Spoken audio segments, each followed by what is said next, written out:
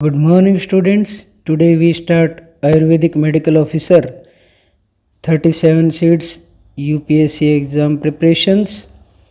First lecture we talk about the Komarbhritya. We continue for Komarbhritya. Weight at the time of birth 2.5 to 3 kg.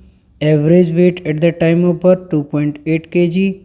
At the age of 5 months, weight equal to 2 times 12 months, 3 times 24 months, 4 times 36 months, 5 times 60 months, 6 times 10 year, 10 times or more. Height at the birth equal to 50 centimeter, 12 months 75 centimeter, 24 month 85 centimeter, 48 month 100 centimeter. Head circumference at the time of birth equal to 35 centimeter. Chest circumference at the time of birth is 3 centimeter less than head. Both head and chest circumference are equal at 1 year equal to 45 centimeter. Weight of placenta equal to 500 gram. Weight of placenta ratio weight of body equal to 1:6. Umbilical cord length equal to 50 centimeter. Number of ossification center at birth is equal to 5 to 6. Number of fontanelles at birth equal to 6. Pulse rate 140 per minute. Respiratory rate 28 per minute. Blood pressure 60 by 40 mm of Hg. LBW low birth weight less than 2.5 kg. Very low birth weight less than 1.5 kg. Extremely low birth weight less than 1 kg. During first few days after birth, newborn losing about 10% of body weight due to loss of ECF extracellular fluid. It regains their birth weight at the age of 10 days. वय वर्गीकरण आचार्य काश्यप ने गर्भ बोला है, बाल बोला है, कुमार बोला है, यौवन, मध्यम और वृद्ध, शीरप 1 ईयर या जब तक दूध पीता है बाल अवस्था में, अन्नाद 16 ईयर, कुमार अवस्था में, युवा 34 साल, धातु सत्व बल वीर्य पराक्रम बढ़ता है, मध्यम अवस्था 70 वर्ष तक धातु स्थिर हो जाते हैं, वृद्ध 70 वर्ष के बाद। आचार्य चरक ने भी 3 प्रकार से वय वर्गीकरण किया है, बाल, मध्य और जीर्ण। बाल अवस्था 16 साल से 30 साल, जन्म से 30 साल तक, मध्यम अवस्था 30 साल से 60 साल तक, जीर्ण अवस्था 60 से 100 वर्ष तक। आचार्य सुश्रुत ने भी 3 वर्ग बोले हैं क्लासिफिकेशन के, बाल, मध्यम और वृद्ध। बाल 16 वर्ष तक, शीरप दूध पीता तब तक 1 ईयर, शीर अन्नाद दूध और अन्न खाता 1 से 2 साल तक, अन्नाद 2 से 16 वर्ष तक। अष्टांग संग्रह और अष्टांग हृदय ने चरक के समान ही बोला है। अष्टांग संग्रह ने शारीर के 8वें अध्याय 25वें श्लोक में बाल अवस्था को 10 ईयर तक बोला है। अष्टांग संग्रह में उत्तर तंत्र में बालक को शीराद, शीर अन्नाद और अन्नाद ऐसी 3 कैटेगरी में डिवाइड किया गया है। गर्भ को 9 चंद्रमास तक, बाल शीरप को 1 वर्ष की आयु तक, शीर अन्नाद को 2 वर्ष की आयु तक, अन्नाद को 3 से 16 वर्ष की आयु तक। ये 2 से 16 वर्ष की वय में रहता है शीर अन्नाद और अन्नाद, ये अपने को याद रखना है। आचार्य हारित ने बाला कन्या 5 वर्ष, मुग्धा 6 से 11 वर्ष, बाला 12 वर्ष, मुग्धा 12 से 19 वर्ष।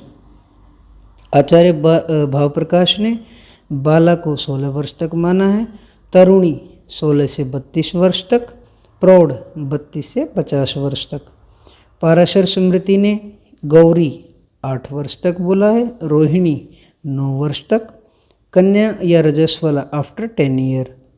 अमरकोश और शब्द कल्प द्रुम के अनुसार वय वर्गीकरण में बाल्यावस्था 5 वर्ष तक अमरकोश ने बोली है, कौमार अवस्था शब्द कल्प द्रुम ने 5 वर्ष तक बोली है, पौगंड 9 वर्ष तक अमरकोश ने और शब्द कल्प द्रुम ने 10 वर्ष तक।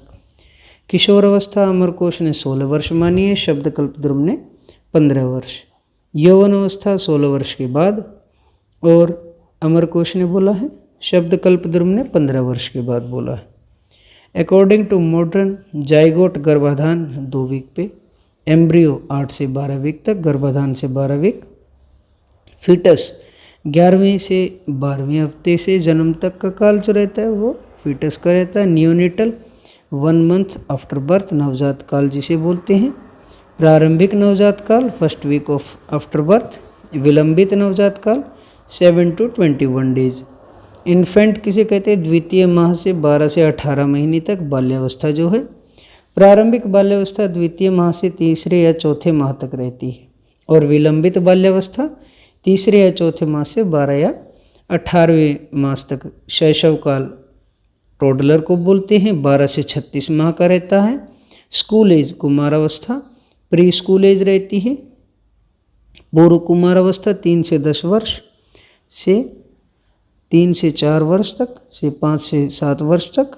माइल्ड मिड चाइल्डहुड एज कुमारावस्था 5 से 7 साल से 8 से 10 साल तक। एडोलेसेंस यौवन पूर्वावस्था 10 से 12 वर्ष से लेकर 16 से 18 वर्ष तक रहती है। गर्भावस्था काल 280 डेज का रहता है। Perinatal period 28 week of fetus, 7 day of neonate.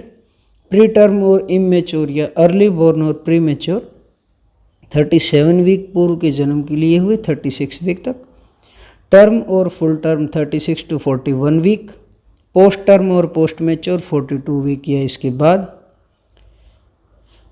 Next disease के कुछ साइंस हैं, इनको भी याद रखेंगे। क्या कहता है? Sunset sign in hydrocephalus babies में आप लोगों ने देखा होगा। Setting sun sign in kernicterus disease. Extended perinatal period 28 week of gestational period 20 days after the birth. Energy requirement 0 to 6 month equal to 118 kilocalorie kg per day. 7 to 12 month 112 kilocalorie kg per day. Reflex stepping reflex at birth appear and 6 week disappear. Placing reflex at birth appear and 6 week disappear. Moro reflex at birth appear and 3 month disappear. Sucking and rotting reflex at birth appear and 5 to 7 month disappear. Palmer grapes at birth appear and 6 week में month में disappear हो जाता है. Adductor spread of knee joint at birth present रहेगा, 7 month पे disappear हो जाएगा. Plantar grapes birth पे present रहेगा, 10 month पे disappear हो जाएगा. ट्यूनिक नेक रिफ्लेक्स 2 मंथ पे अपीयर होगा और 6 मंथ पे डिसअपीयर हो जाएगा. लंडो रिफ्लेक्स 3 मंथ पे अपीयर होगा और 24 मंथ पे डिसअपीयर हो जाएगा. पैरासूट्रेक्शन 9 मंथ पे अपीयर होगा. नेक रिजिडिटी 4 to 6 मंथ पे अपीयर होती है और 24 मंथ पे डिसअपीयर हो जाती है. Pincer grapes 9 month with ulnar support, 12 months without ulnar support and persist. Newborn normally spend 80% time in sleeping. Upper segment to lower segment ratio is 1.7 ratio 1 to 1.9. First sign of puberty in girls equal to breast enlargement. Vaginal bleeding 3 to 5 days and breast involvement 3 to 7 days due to maternal hormone. Mouth temperature से auxiliary temperature 1 degree Fahrenheit कम होता है और rectal temperature 1 degree Fahrenheit ज़्यादा होता है. छोटे बच्चों में रेक्टल टेम्परेचर भी चेक किया जाता है, अगर किया जाए तो उसमें 1 डिग्री कम कर देना चाहिए. Bile formation start in foetus in 3 months of gestational period. Next is लेहा अध्याय. गर्भिणी स्त्री जिस प्रकार के अन्न का सेवन करती है वह रस 3 प्रकार से विभाजित होता है. एक भाग माता के पोषण के लिए, एक भाग गर्भ के पोषण के लिए और एक भाग स्तनों की पुष्टि के लिए. त्रिस्थूण प्रकृति वातज पित्तज कफज त्रिस्थूण प्रकृति का वर्णन किया है लेहाध्याय में ही. इसी अध्याय में जात मात्र शिशु को विडंग फल के बराबर औषधि की मात्रा मधु सर्पी से देने के लिए बोला. जैसे जैसे शिशु की वृद्धि होती है प्रत्येक मास औषधि की मात्रा बढ़ाएं, परंतु वह मात्रा आम्लक प्रमाण से अधिक नहीं करनी चाहिए. Types of vaccine, types of antigen और एग्जांपल्स लाइव बैक्टीरिया और attenuated BCG bacillus क्विनेट guanine. Live virus, attenuated OPV oral polio vaccine, MMR measles mums rubella, killed bacteria pertussis और सॉल्मन typhi, killed virus IPv, rabies और एचएवी, टॉक्सॉइड्स DT और TT टेस्टन toxoid, viral सब unit एचबीएसएजी, capsular पॉलीसेचराइड, Numa और मेनिंजो, दोनों को सबको याद रखेंगे, इंपॉर्टेंट है। टाइप्स ऑफ वैक्सीन के ऊपर क्वेश्चन आ जाता है। National immunization schedule, at time of birth BCG और ओपीवी लगेगा, छठे हफ्ते में डीपीटी 1 और ओपीवी 1 डोज दी जाएगी, 10 वीक पे डीपीटी की 2 और ओपीवी की भी सेकंड, 14 वीक पे डीपीटी की 3 और ओपीवी की भी 3, 9 मंथ पे मीजल्स के लिए लगेगा, 16 to 18 मंथ्स पे डीपीटी बूस्टर डोज लगेगी और ओपीवी की 4th डोज, 5 ईयर पे डीटी, 10 ईयर पे टीटी और 16 ईयर पे टीटी लगेगी। प्रेग्नेंट वुमेन का भी आपको इम्यूनाइजेशन कैसे करवाना है, टीटी लगवाना है, 2 doses at 4 weeks interval, first dose at 6 month of pregnancy, second dose at 8 month of pregnancy. इसको प्रेग्नेंट वुमेन का इम्यूनाइजेशन नहीं, टेटनस का इंजेक्शन उनको लगता ही, उसको अपने को याद रखना चाहिए, क्योंकि 10 ईयर और 16 ईयर पे बेबी को भी लगता है, तो वो भी याद रखना चाहिए, मोस्ट इम्पॉर्टेंट। इसके बाद काश्यप संहिता कल्प संहिता में रेवती कल्प अध्याय में जातहारिणी का उल्लेख किया है, याद रखेंगे। पर्याय रेवती, पिलिकिक्षिका, रौद्री तथा वारुणी, क्रुद्ध वीर्यवती, तीनों काल में बाल, मध्य, वृद्ध, रजस्वला, गर्भिणी, प्रसूता तथा कुटी में स्थित स्त्रियों में यह प्रवेश करती है। लोक भेद से जातहारिणी 3 प्रकार की, दैवी, मानुषी और तिरस्चीन। मानुषी 4 प्रकार की है, इंपॉर्टेंट है, वर्णा, वर्णांतरा, लिंगिनी और कारुकी। तिरस्चीन जातहारिणी 5 प्रकार की है, शकुनी, चतुष्पदी, सर्पा, मत्स्य और वनस्पति। साध्य साध्यता की दृष्टि से जातहारिणी 3 प्रकार की, साध्य जातहारिणी संख्या 10 है, उल्लेख है, परंतु वर्णन 11 जातहारिणी का किया है। याप्य जातहारिणी 16 हैं, असाध्य जातहारिणी 8 हैं, टोटल 35। साध्य जातहारिणी कौन सी है? शुष्क रेवती, अषोडशा वर्षा प्राप्ता या स्त्री पुष्पम न पश्यति, पामलान बाहुरकुचा तमाहु शुष्क रेवती। 16 वर्ष की अवस्था प्राप्त होने पर जिसे रजो दर्शन न हो, जिसके बाहु तथा नितंब प्रमलान हो, उसे शुष्क रेवती कहते। कटम्बरा, विना पुष्पम तो या नारी यथा कालम प्रणश्यति, कृशाहीन बला क्रुद्धा सो अपि चोक्ता कटम्बरा। बिना पुष्प के ही जो स्त्री यथा काल में जो नष्ट होती है एवं कृषहीन बल वाली तथा क्रोध होती है, उसे कटम्बरा कहते हैं। पुष्पघनी, वृथा पुष्पम तु या नारी यथा कालम प्रपश्यति, स्थूल लोमश गंडा वा पुष्पघनी सो अपि रेवती। जो स्त्री यथा समय में व्यर्थ पुष्प का दर्शन करती है तथा जिसका गंड प्रदेश स्थूल एवं लोम युक्त होता है, उस रेवती को पुष्पघनी कहते हैं।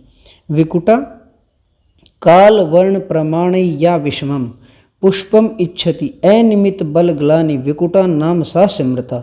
जो स्त्री काल वर्ण एवं प्रमाण में विषम पुष्प वाली होती है एवं जिसे बिना कारण ही बल की ग्लानि हानि होती है, वह विकुटा नाम से जानी जाती। परिश्रुता, अभीक्षणम स्रवते यस्या नार्य योनि कृशात्मना परिश्रुतेति सा गया नारीणाम जातहारिणी। परिश्रुता, जिसे कृष स्त्री की योनि अभीक्षणम लगातार या अत्यधिक मात्रा में स्राव करती है, वह स्त्री को आक्रांत करने वाली परिश्रुता नाम से जानी जाती है। अंडघनी, यस्या सत्वलक्षया मालग अग्निमंडम प्रपतति स्त्रिया अंडघनिमिति हयुस्ताम दारुणाम जातहारिणीम। जिस स्त्री का अलक्ष्य या अलग्न अंड गिर जाता है, उस दारुण जातहारिणी को अंडघनी कहते हैं। दुर्धरा, न अति निवृत्त देहांगो यस्या गर्भो विनश्यति दुर्धरा नाम सा गेया सुधोरा जातहारिणी। जिस स्त्री का अत्यधिक प्रकट न हुए देहांग वाला गर्भ नष्ट हो जाता है, वह घोर जातहारिणी दुर्धरा नाम से जानी जाती है। कालरात्रि, संपूर्णांग यदा गर्भ हरेत जातहारिणी कालरात्रि इति सा प्रोक्ता दुखान स्त्री तत्र जीवती। जब जातहारिणी संपूर्ण अंग का गर्भ का हरण कर लेती है, उसे कालरात्रि कहती हैं। इसमें स्त्री बहुत ही दुख से जीवित रहती है। मोहिनी, यथा विसंजते गर्भ प्रतीतो वा अथ उच्यते स्त्री विनाशाय सा प्रोक्ता मोहिनी जातहारिणी। जिसमें गर्भ संतप्त नहीं होता या संतप्त होकर गिर जाता है तथा साथ साथ स्त्री को मूर्छा आदि से आक्रांत कर नष्ट कर देता है, वह मोहिनी जातहारिणी है। स्तंभिनी यस्य न स्पंदते गर्भस्तंभनी नाम सा समृता, जिस स्त्री का गर्भ स्पंदन नहीं करता उसे स्तंभनी कहते हैं। क्रोशना उदरस्थो यथा क्रोशेत क्रोशना नाम सा समृता, उदर स्थित गर्भ जिस क्रोश अर्थात उपद्रव करता है वह क्रोशना नाम से जानी जाती। इसमें आपको एक कोड भी है, कोड से भी आप इसको याद करते हैं कि शुष्क कटम्बरा ने विकट परिस्थितियों में पुष्प और अंडे को दुर्धर तरीके से लाई और उनको काल रात्रि में मोहित कर स्तंभित करके कोसा, ये क्रोशना कोसा। ठीक, यहाँ तक आप याद कर लेंगे, आपको लन हो जाएगा। इसमें शुष्क रेवती, कटम्बरा, पुष्पघनी, विकुटा, परिश्रुता, अंडघनी, दुर्धरा, कालरात्रि, मोहिनी, स्तंभनी और क्रोशना इनका कोड है। आप 11 के 11 को यहाँ याद कर सकते हैं। नेक्स्ट यप पे 16 जातहारिणी है। नाकिनी सबसे पहले, जायते तु मृतम नित्यम यस्य नार्या सवे सवे, नाकिनीम इति ताम विद्यात दारुणम जातहारिणीम, जिस स्त्री को नित्य मृत संतान उत्पन्न होती हैं उस दारुण जातहारिणी को नाकिनी कहते हैं। पिशाची, जातम जातम अपत्यम तु यस्या सद्दो विनश्यति, पिशाची नाम सा घोरा मांसादि जातहारिणी, जिस स्त्री का उत्पन्न हुआ अपत्य सद्य ही नष्ट हो जाया करता है वह मांस का भक्षण करने वाली घोर पिशाची नाम की जातहारिणी है। यक्षी द्वितीय दिन घातक रहती, आसुरी तीसरे दिन, कली चतुर्थ दिन घातक रहती है, वारुणी पांचवें दिन घातक रहती है, षष्ठी छठे दिन घातक रहती है, भीरुका सातवें दिन घातक रहती है, याम्या आठवें दिन घातक रहती है, मातंगी 9वें दिन घातक रहती है, भद्रणी 10वें दिन घातक रहती है, रौद्री 11वें दिन घातक रहती है, वृद्रिका 12वें दिन घातक रहती है, चंडिका 13वें दिन घातक रहती है, कपालमानी 14वें दिन घातक रहेगी, पीली पिच्छिका 15वें दिन घातक रहती है। इसका कोड भी याद कर लेंगे, आपको जल्दी याद हो जाए। यक्ष असुर के लिए वरुण छठे भाई यमल, माता काली रोते हुए वर्धनाथ चंड कपालों से मिली। ठीक, ये कोड है इसका, ये याद कर लेंगे। असाध्य जातहारिणी 8 बताई, जिसमें वस्या है। यस्यास्तु गर्भ रूपाणी पंच षट सप्तवा मुने, म्रियंते अनंतरम वश्या असाध्य जातहारिणी, जिस स्त्री के गर्भ रूप 5वें, 6ठे या 7वें मास में लगातार अंदर ही मर जाते हैं वह असाध्य जातहारिणी वस्या है। कुल क्षय करी म्रियंती दारका यस्या कन्या जीवंतय वन्नतः, कुल क्षय करीणाम नाम सा असाध्या जातहारिणी, जिस स्त्री के पुत्र मर जाते हैं एवं कन्या बिना यत्न किए जीवित रहती वह असाध्य कुल क्षय करी जातहारिणी है। पुण्यजनी जातम जातम अपत्यम तो यस्याश्च म्रियते स्त्रिया, घोरा पुण्यजनी नाम सा असाध्या जातहारिणी, जिस स्त्री के अपत्य पैदा होते ही मर जाते वह भयंकर पुण्यजनी नाम की असाध्य जातहारिणी है। पौरुषादिनी निष्पन्नम म्रियते अपत्यम यस्या प्राक षोडश अपशब्दतः, पौरुषादिनी सा प्रोक्ता साध्या जातहारिणी, जिस स्त्री की संतान 16 वर्ष की अवस्था को प्राप्त करने से पूर्व ही मर जाया करते उस असाध्य जातहारिणी को पौरुषादिनी कहते हैं। संदंशी विभरयंतम यदा गर्भ तथा पूर्व म्रियते, संदंशिति वदयंते नाम साध्या जातहारिणी, दूसरे गर्भ को धारण करते ही पहला मर जाता है उस असाध्य जातहारिणी को संदंशी जातहारिणी कहते हैं। कर्कोटकी गर्भेणैकम गरेणैकम मृत्युनैनिकेन युज्यते, ऐसा कर्कोटकी ती उक्ता दारुण जातहारिणी, स्त्री के गर्भवती होने पर यमजों में से एक संतान मर जाए, दूसरा ग्रह से पीड़ित हो जाए, उसे कर्कोटकी नामक दारुण जातहारिणी कहते हैं।